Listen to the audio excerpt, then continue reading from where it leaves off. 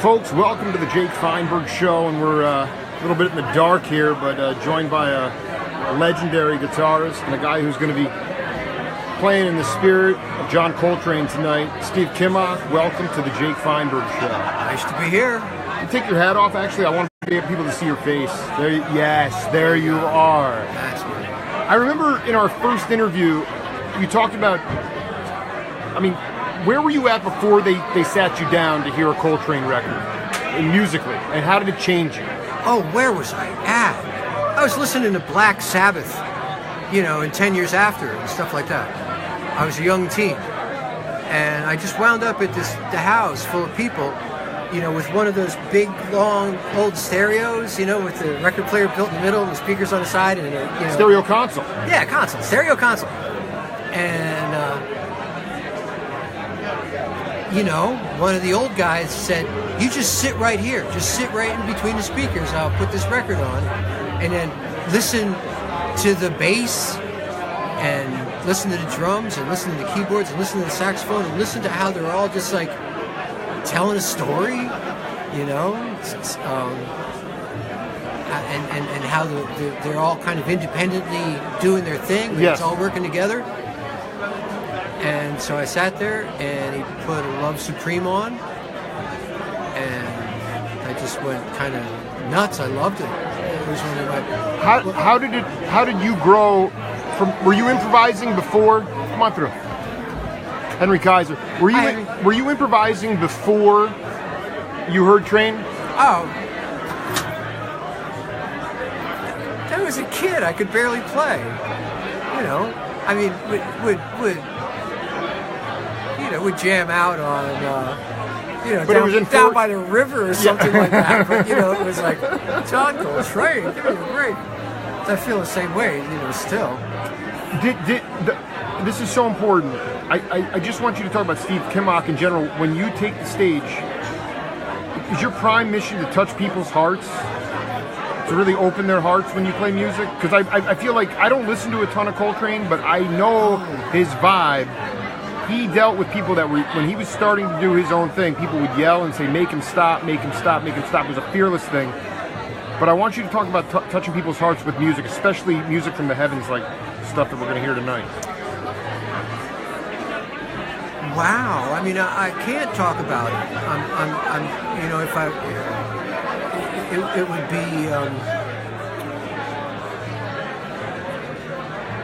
It would be very presumptuous of me, and I'd have to be coming from a very kind of egotistical place or something to say, I'm going to march out there and flip this switch. It's not. It's not like that. You guys gotta, you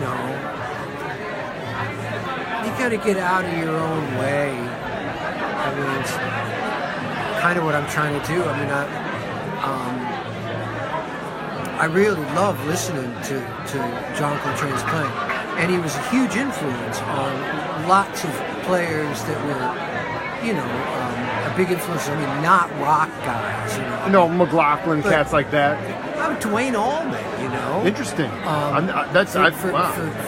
For sure. And remember the Bird song, 8 Miles High? Absolutely. Right. The solo in that, McGuinn said, that was straight up Coltrane. He's robbed that directly from John Coltrane. That's the whole point of that 12-string solo thing. It was supposed to be a John Coltrane quote. So there was, there's so many people influenced by him. Nobody could play like that, He kind of slammed the door of the tenor saxophone in a lot of ways, there was an era there still where somebody would walk up to you and go, hey, have you heard this tenor player? It's like, when was the last time you heard somebody say, hey, have you heard this tenor player? At the time, it was the main lead improvisational instrument. The guitar was more of a strumming instrument, but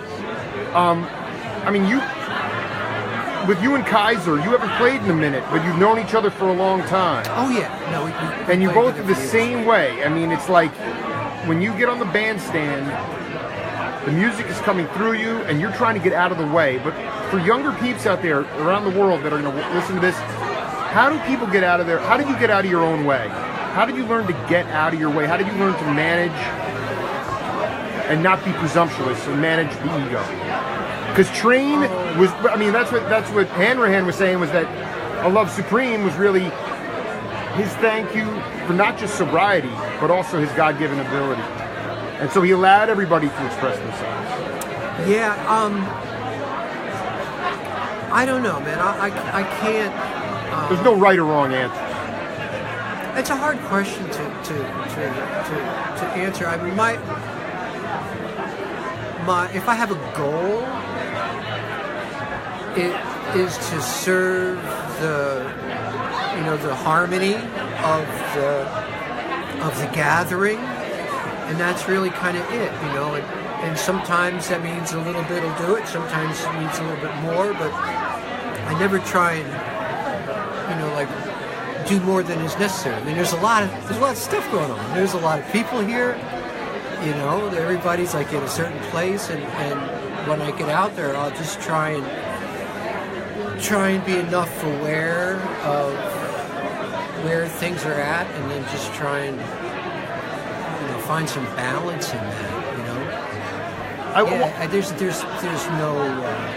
There's no one way to do anything musically.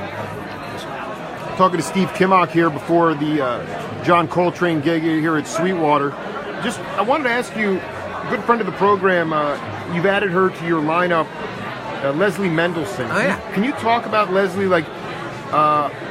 went to the same high school a year apart, and we never knew each other. She was a year older than me.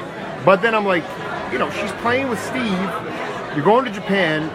Talk to the world about Leslie Mendelson and what she's added to your group. Oh, well, she's just a different kind of person, than me. She's a songwriter, and the songwriting thing is kind of over here. Yep. And then there's the guitar thing that I do, which is, it's like technique or something, or in the preparing for a moment, and her thing is more like craft, but those circles, your little Venn diagram, those circles, they overlap. Absolutely. And where they overlap, we're both just huge fans of songcraft and pop music and being in service of the song. And she feeds me songs that I wouldn't normally pick, and I feed her material and ensemble kind of activity that she wouldn't normally gravitate towards. And we just have at it. She's got a great work ethic. She's just super tenacious. She plays Rhodes? She doesn't. Well, she plays whatever. She'll play the guitar. She'll play the piano. She'll play the synthesizer. It doesn't matter. She's just willing to work, and that's really the cool part. She'll sit down and work it through, and then and not have any confidence at all in doing it, and get up there and do it, and then get off the stage and be like, and we both do that back and forth. I mean, every artist is insecure. I mean, come on, it's just beautiful that you can burn on stage and still come back and be questioning if you did. Oh yeah, well we just we always want it to be better, and we always try and make it better. I wanted you to, being that it's a spiritual night. I had a great hang with your son, John. Right. I just want you to talk about how proud you are of his growth and where he's taking where he's channeling his rhythms and love. The easy way to say it is, there was a time in the not too distant past where if me and Johnny were at the same festival, Johnny was, that's Steve's boy. That's Kimock's kid. Wow. And now we go to the festival and, that's Johnny's dad. That's Kimock's dad. You know what I mean? It's like the torch is literally been passed. Do you as somebody who has had a lot of bandstand experience as a sideman, as a leader, do you give him advice about leadership, or do you? No. The only thing that I ever leaned on him about, even a little bit, was attitude. You know, I didn't tell them about, do this without fail or play this, or get to work on these things, or don't play with these guys or play with these guys, or I just allowed him. But the attitude part, it was like that cat that when you're taking lessons and you came in and you had your fake book and your guitar and the guy's like, here's a joint, and you're like, that's not going to do anything for my playing, and you said, he's like, it's for your attitude. So John had an attitude that you were trying to. No, not really. Nothing specific. Well, you said the one thing was attitude. Just as a young musician, when you're looking at the cats that are really doing a good job and are really like, the beneficial presence, the people that really, like Bernie was for us, Bernie Morrell, a guy that just had so much love and so much joy, and it just. Those cats, man, their attitude about doing a thing is just to love it and play the music and let's go, the band dynamic thing, especially when you're young, it's tricky, and all I ever really wanted to impart to him was to just have just work hard and have a good attitude, and that'll do it. And he's doing great, so. Is he leading a band right now? I don't think so. I think he's probably like in 11 bands. That's cool. I mean, he's swinging his ass off. He's having a ball. He's doing the Cat Right thing. He does. Mike Gordon, Fish bass player guy, does that band. They kill. They're great. Wow. They're coming to Tucson pretty soon. That's where I got to go check them out. You got to go see them. Yeah. No, I was going to ask you, how much do you still channel that book that you found in the dumpster, Zen Mind, Beginner Mind? This is I want you to tell this story because I transcribed it and it just didn't have the same, because you have a tendency to. It wasn't. You were no, but I just tell the audience that. I'm trying to remember where, what gig it was. It might have been like. No, it was a diner. It was a diner in New Jersey or something like that had this big bin of books outside Take One. It was in the dumpster. In the hallway. Yeah, and it was like, okay. And then I looked in there, and I'm playing it's like it's some Holiday Inn, on an army base or something like that. And I look in and I see the book and it's Zen Mind, Beginner's Mind. It's about this thick, and I'm like, oh, I can read that in the car, So I grabbed it, and it was all about practice, and I was trying to learn to play, and I was just everywhere in the book where it said Zen in that very coffee table way. I just kind of read it as guitar. Absolutely, practice the guitar, and then you got to the part where the guy had to hold the bow. So So first you said Zen is practice. That means my guitar. I need to practice my apparatus. Right. So that was it was an attitude that I took toward the thing, that the work itself was sufficient. Yeah. To just do the work without thought of reward, and realize that the target is impossibly far off.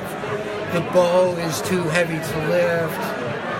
String too taut to pull, arrow too heavy, it's a candle, it's a football field away, it's impossible, but then you gotta do it. That kind of thing. But then you went out and bought those strings. Yeah. And you couldn't move them.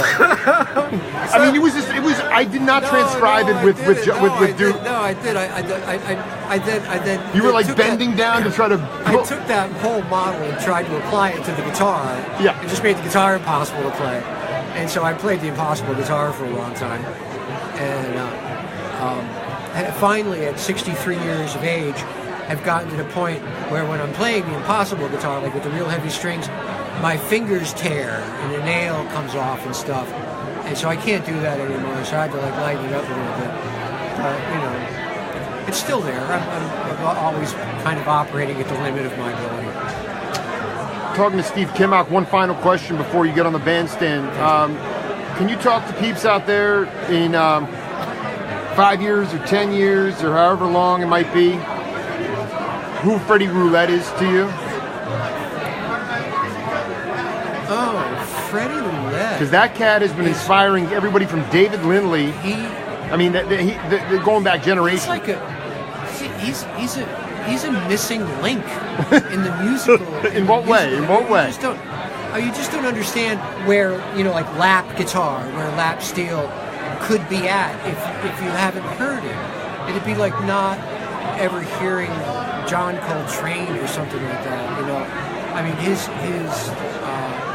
his playing is so unique and so wonderful and so stylistically of a piece, just with this instrument, an 8-string lap steel, which is sort of a transitional thing. It never even around long enough to develop a standard tuning or anything like that. It kind of moved on to pedal steel and so forth. Exactly. And he has this niche with that instrument that he can play anything on it, blues or funk or any kind of tune. And I don't know, it would be a shame to miss it. You got to hear it. Steve Kimock, have a ball tonight. It's a love supreme, Thanks, man. It's such a great hang, man. All the best to you. Thank you, Jennifer. Peace.